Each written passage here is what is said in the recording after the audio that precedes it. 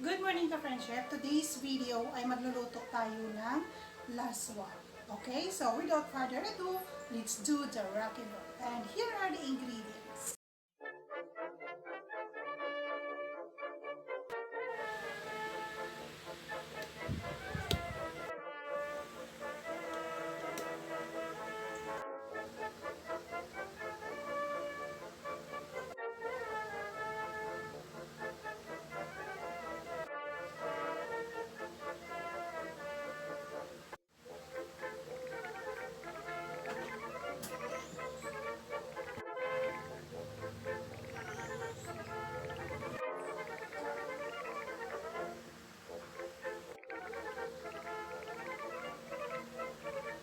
Okay ka-friendship, meron tayo ditong kumukulong tubig.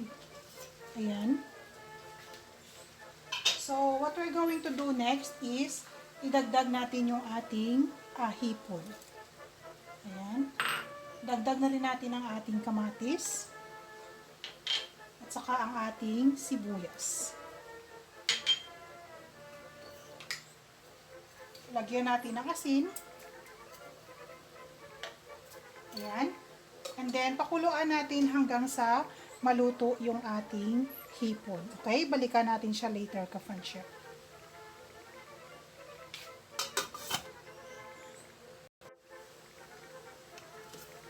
So, ayan ka-friendship. Okay na yung ating hipon. So, what we're going to do next is idagdag natin yung ating kalabasa. Ayan. Ang ating kapayas or ang ating papaya. Oops. Ang ating okra or lady fingers. At saka ang ating sitaw. Okay, so hayaan na lang muna natin sa dyan ka-friendship hanggang sa maluto yung ating mga gulay. Okay, so balikan natin siya later.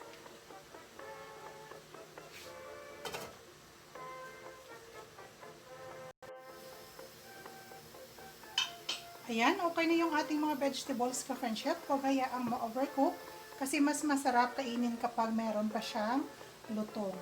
Okay, so what we're going to do next is idagdag natin yung ating saluyot.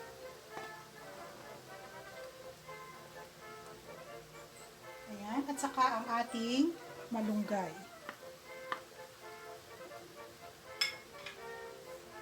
Ayan, at isang kulo lang ka-friendship, luto na yung ating saluyot at saka ang ating malunggay.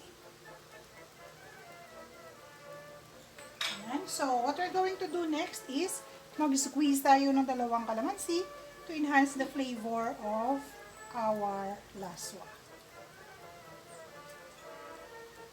Ayan. Luto na yung ating laswa ka-friendship. O diba, napakadali lang. Ready for serving na siya.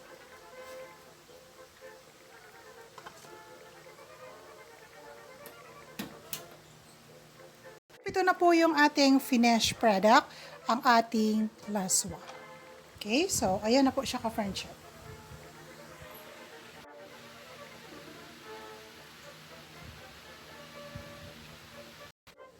Okay ka-friendship, sana nagustuhan ninyo ang ating laswa for today. Kindly hit that like and share button. And to those who are new to my channel, please do hit that subscribe button and kindly include the notification bell. And every single comment is highly appreciated. Once again, this is Mira at your service.